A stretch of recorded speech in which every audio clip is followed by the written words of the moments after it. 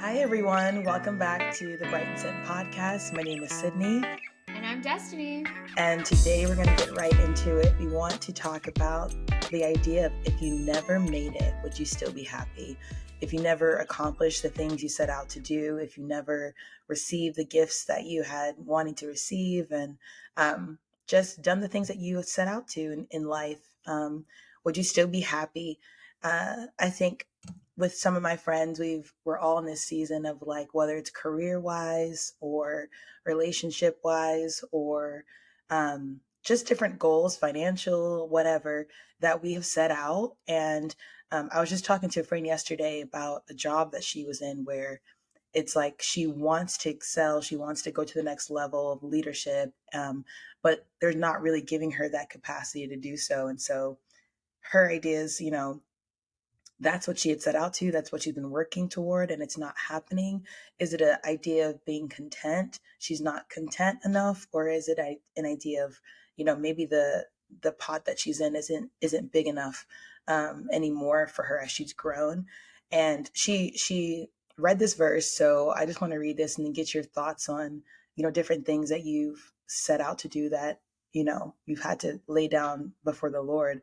But it's Ecclesiastes 5:20, and it says, "For he will not often consider the troubled days of his life, because God keeps him occupied and focused on the joy of his heart, and the tranquility of God indwells in him."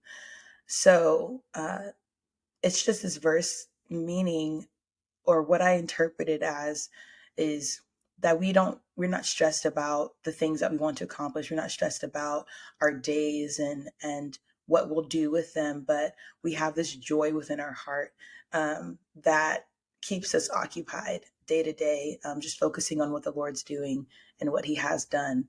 And so I guess, like, what in your life, how have you related to this topic of having things, having to lay them at God's feet, having to be joyful and present with what the Lord has given you, but also having things that you're wanting and desiring?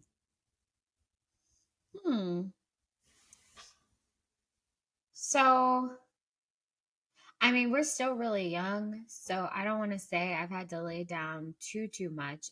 Not to say that there aren't young people who've had to lay down a lot. Mm-hmm. I think that there probably are. Well, I don't think. I know that there are people who have had to lay down really significant things. Not just not saying that a job situation isn't a big deal, it is, but I think that people can receive chronic diagnoses and things like that at this stage in our lives, and like that could mean significant consequences, not being able to bear children or not being able to be an athlete anymore, things like that were probably really important to those people or whatever. But I think for me, like, I don't think I've had to lay anything down forever, but I've definitely had to lay things down for seasons. Hmm. And I've had to allow God to reshape. I think we talked about this a couple podcasts ago. I can't remember, but I was talking about the difference between a goal and a dream, or a Mm-hmm. deep desire. And I think I've had to allow God to reshape some dreams that I've Hmm. had, because he's sovereign and he sees all, he knows all, and I don't, and I have finite wisdom and finite understanding and things like that. And he's gracious, so he's kind of shown me, like, hey, this isn't the time for that Hmm. right now. I have this for you instead. So, like, I've mentioned this before too. Like, when I first moved out here, I thought, I was going to be going back to school. I remember when I originally had stepped away, I don't even want to call it dropped out, because I really didn't drop out. I finished my associate's degree, which is a mark, like it was a completed, like, a status. So it's not like I just did, like, 7 semesters and then just quit. Not saying that if that was the right path for you, that's an issue, but I have a degree of some kind. So I didn't really drop out, but I finished half of a bachelor's degree, and I was like, okay, I think this is time for me to step away. Whereas originally, if you had to talk to me 2 years before that, I was like, yep, I'm going to be in school for 4 years. I'm probably going to do a 1 year master's. I might even go back for some type of certificate. Like, I had this whole idea that I was going to be in the college scene for quite a while. And that wasn't, I had to lay that down. And it wasn't that I didn't want to go. I really don't think I was ready to go. But I had to allow the Lord to show me that. So there was that. And then, a couple years later, we're moving here. It's going to start this new chapter. And I'm like, okay, now is the time that I'm going to take up this college experience again. And then God's like, nope, not yet. And I get pregnant. And not saying you can't go to school pregnant, but for me, it is not conducive to our lifestyle for me to be in school and be pregnant, trying to be a full-time, housewife for Matthew, who's in college, who's in school full-time, and he does not have any room to get a job. Like, he just doesn't.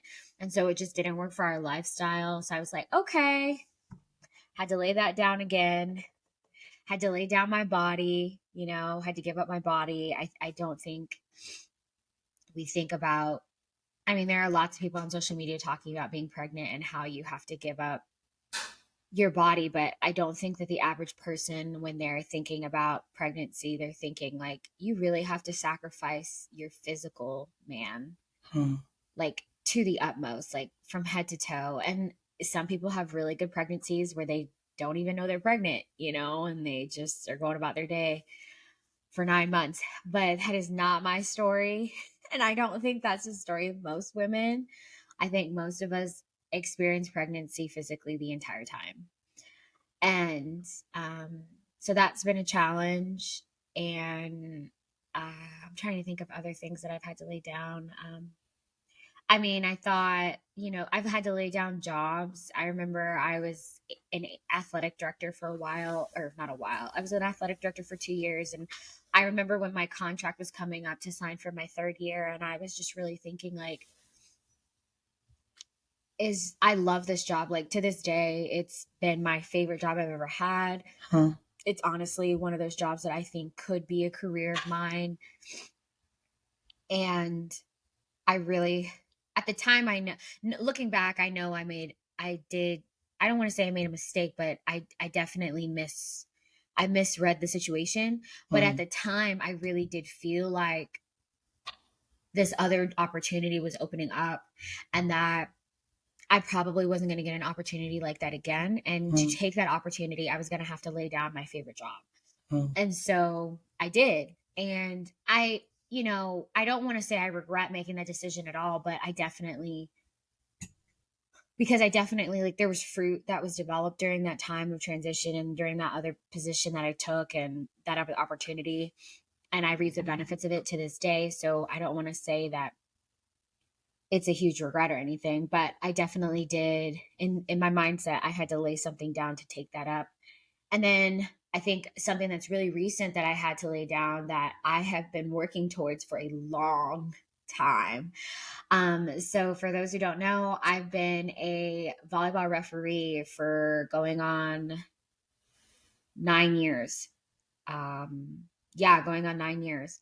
And it's a seasonal job, so it's not an everyday all year, but it is an all year seasonally. So I work pretty much every year from January to June, and then I work again same year from probably like end of August, early September through about November.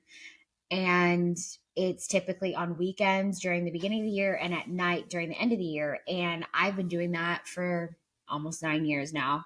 And I've been doing it at the collegiate level for quite a while and the travel level. So like AAU, that type thing, and high school level. And one of my goals very, very early, like I think I probably made this goal my second year in. I said I wanted to ref the Olympics. And to do that, there are certain milestones that you have to hit, but not only that you have to hit them by certain ages, because the way that the international referee landscape looks, you age out and you age in. So you have to hit these thresholds by a certain age in your life. And so to do that, you have to promote at a certain rate. And so I let my boss know very early. I mean, I was 17, 18 in my second year. So I let my boss know, like, hey, this is what I want. Um, what is the path to this? And he's like, it's about a 15-year path, but we can do it. And I said, okay. And I've been on that path for the last 9 years of trying to achieve this goal. And this year I was selected for my state to go for my first national level promotion. But it's the same week that I'm supposed to give birth, and it's in Chicago. So, and it's only once a year. There's no makeup opportunity. There's no go early. It's just once a year at this one tournament, this one time annually. And only two people are selected at maximum every year. And, I've been on the radar to go for the last, couple of years. Like the question was that would I go in 2022, 2023, or 2024? And I was selected for 2023. And then I'm pregnant with my first child. So I can't go. So, it's not a bad trade off, but I definitely still, like you were talking about, I had to lay it down. So that was a mix of disappointment and, understanding, I guess. Like it was definitely bittersweet to have to say no to that.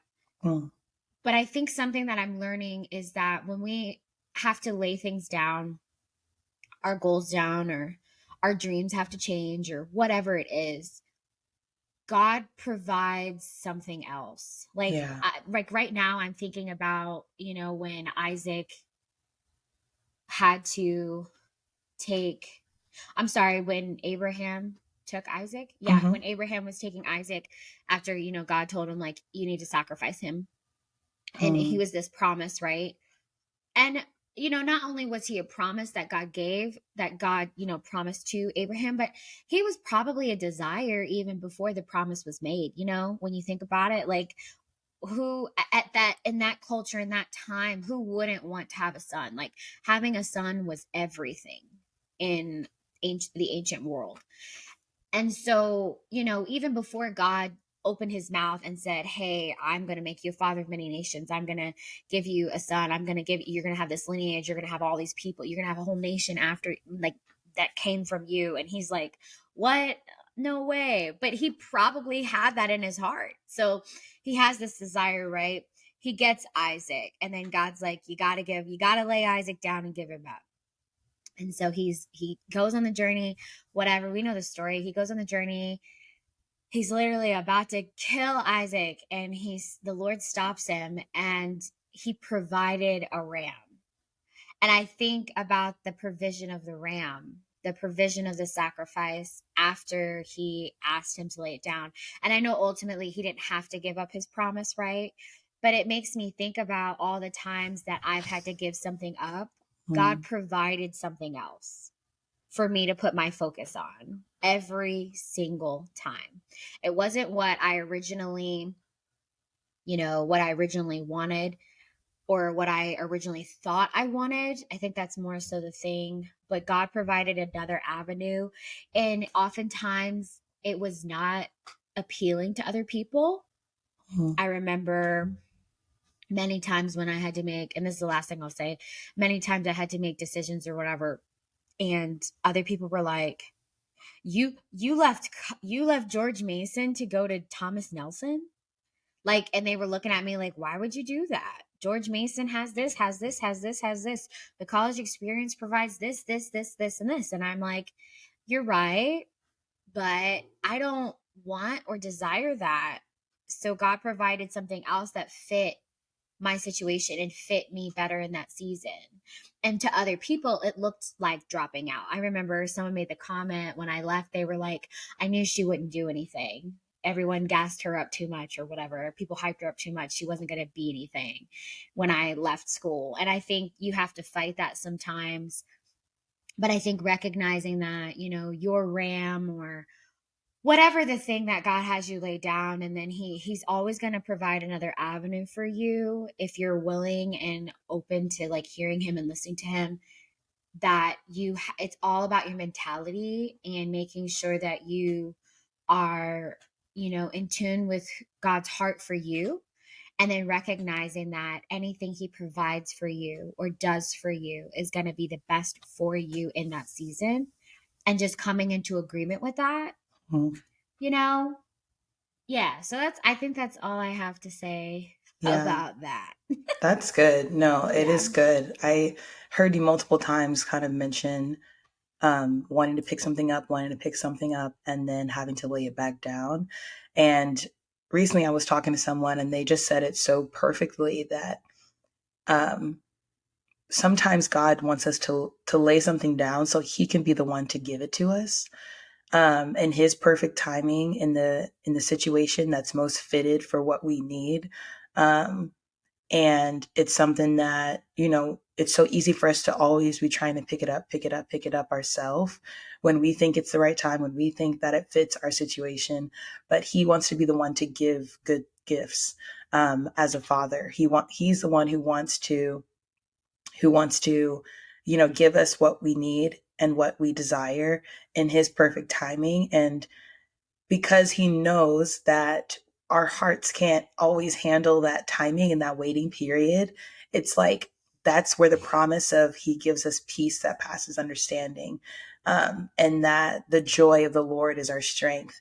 And so, even the verse that I read earlier about the joy that he gives us in our heart, that's indwelling in us, that allows us to be content with what's happening in our life and not be troubled with our days and what's happening and where we'll be and what will happen, and is because he knows that joy, which I learned this too a few months ago, is that like the definition of joy is the feeling that you get when you know someone cares about you. So it's Mm. like if two friends see each other for the first time, meeting at the airport, say, and they meet for the first time in a long time, I get joy seeing how you react to seeing me and vice Aw. versa. And that's what like joy is. And so it's like with God, our contentment isn't found in, okay, like I'm just going to make myself happy with my situation. I'm going to make it work. I'm going to make myself be happy Right. that I don't have what I want. Like that's not realistic. That's not accurate and true to how our emotions work. But we find joy, which gives us strength when we fix our gaze on him. And in doing that, we can see how much he loves us. You said like knowing what the Father's heart is for you, and when you know that, worry and stress about what's to come kind of dissolves, because when you're looking at him, all you're focused on is him and how he views you, and how he loves you and how he has a good and perfect plan for you. And so I think, Right. yeah, just I think you really summed up a lot of what we wanted to talk about. But it's just important, and I really want to encourage those who are listening. If there are things coming to mind that you desire, I mean, Destiny listed off you listed off so many things, and it's like our life is a continuous process of laying things down, laying down the things that we desire, laying down our accomplishments once we even accomplish those things. Um, and like I just intake a lot of content, but I saw something recently as well that was just talking about how in Revelation it talks about the elders being around the throne, continuously casting their crowns, which would only logic would only lead to for us to know that they are continuously given crowns of glory, just based on what they're doing, what they're accomplishing, what their success is in the kingdom, but they're constantly laying it down at his feet. And so it's like we have to constantly just lay ourselves down, and the good things, the bad things, everything that we are desiring that we're not receiving, whatever period we're waiting for something, is a period that God is giving us to encounter him even more, before, to prepare us for that thing that he's doing. And so even with refing for you, that's something that when it comes full circle and it comes back into your life, if that is God's will, like it will be the perfect situation. And that's something that we Right. can hope and trust in, is that if there is a period of darkness, the light that will come after will be even much brighter, and not necessarily because the thing is a brighter substance, but because our perspective has changed and we're like, wow, Right. this is beautiful. It's like when you've gone periods and periods of drought and the rain comes, it's not because the rain is much better quality or anything. It's just because your perspective, you become more grateful, you become more in awe. And so that's kind of like what God wants. He wants to be the one to author amazing, beautiful stories, um, and stories that reflect his glory and his provision and his just his goodness. And so he usually likes to do that with some sort of waiting period, with some sort of period where we're having to really lean and trust and faith on him. And so, yeah, all these things are things that I've even had to process myself with, desires that I have for music, desires that I have for, a family and things like that, where it's like, I have to get to a point, and he always lets me get to the point where I just have to be like, okay, it's up to you. It's in your hands.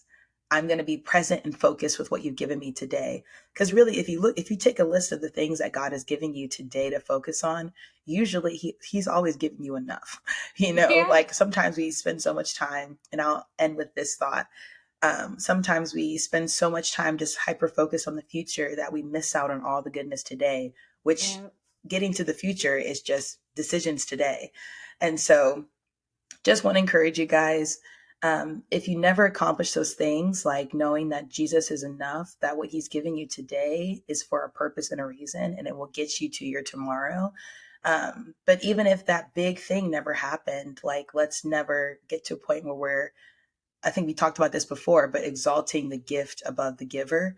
Um, he essentially knows he knows what is good for you and what season is good for you. And if you're ever Yeah. idolizing something, he knows and loves you enough to not give you something that is not going to be healthy for you.